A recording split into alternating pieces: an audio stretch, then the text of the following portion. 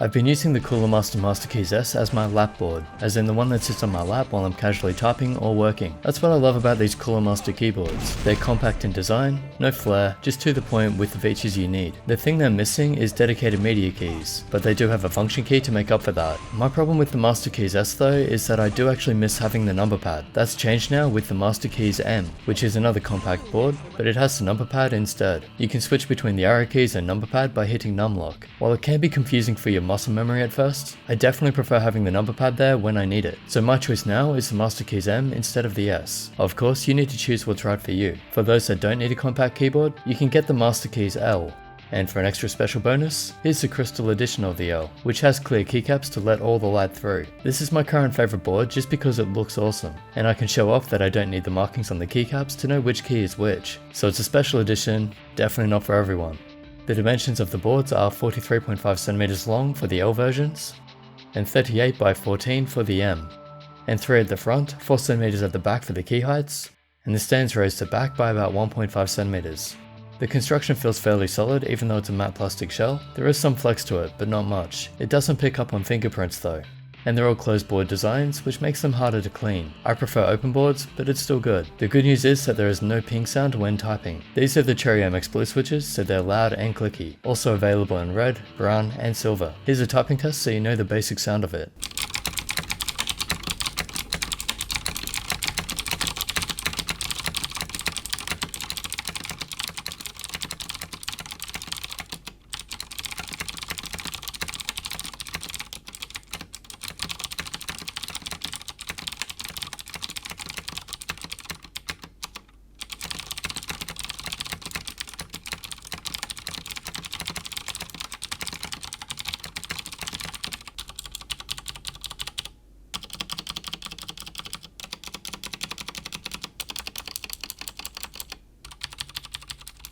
If you get these with Cherry MX Reds and put O-rings on them, you can make the board sound fairly quiet, which is great for not disturbing people, but still getting that mechanical keyboard feel. Here's a typing test on the L version with the Reds.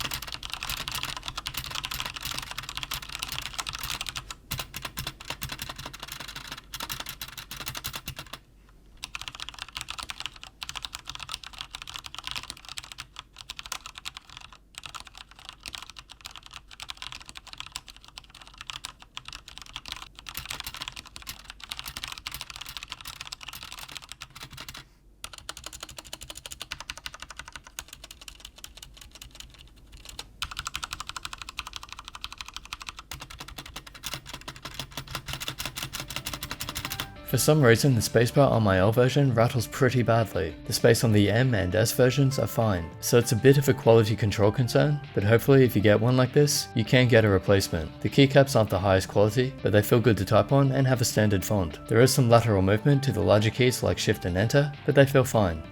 For the record, this is what a bad Shift key looks like. So Cooler Master keys are quite well stabilized by comparison. No USB ports or extra connections on any of these boards, but the cable is 1.5 meters, braided and detachable, which is another reason they make such great lap boards. On the base they have a cable management system, and of course the stands, and the usual rubber feet to prevent sliding, and the stands also have rubber feet. Testing how many keys I can hold down at once? Plenty, no problem there. The software is fairly basic, as it only allows for changing color modes. The picture they have here is a bit misleading. I haven't seen that many colors on the keyboard at once before. The wave is a bit basic. That's on the M, it's better on the L. I guess they need to let us choose the gradient length, so it all fits on the smaller design. In the lighting modes we can choose from static, color wave, cross mode, single key, raindrop and more, and then cycle through them using the function and mode key. The LEDs are fairly bright, and there's white backplate to help them seem brighter. You also have some settings to use with the function key, so you can adjust the colors and modes, Windows lock, LED and macro, and the L version has some profile keys, while the M version stops at macro, but it has some media function keys on the number pad instead. So just like the MasterKeys S, it's great having these kinds of keyboards as my lap board. They're very easy to move around and feel good to type on while sitting back. Not everyone can afford two mechanical keyboards though, and as they don't have wrist rests and dedicated media keys, I don't think I'd use them as my main keyboard. But if this is all you need, then they seem like good choices. To the point, but with some nice extra features including RGB lights and the functions and modes. So personally, I like using these boards, but it's really up to you if they're going to suit you or not. Hope that helps. If you want to buy one of these and help support the channel, I'll leave the usual links in the description. Special thanks to Cooler Master for sending them out for testing and review, and as always subscribe, like and share this video, and I'll catch you in the next.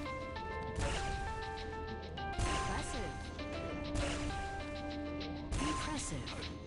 Blue wins the round. Accuracy.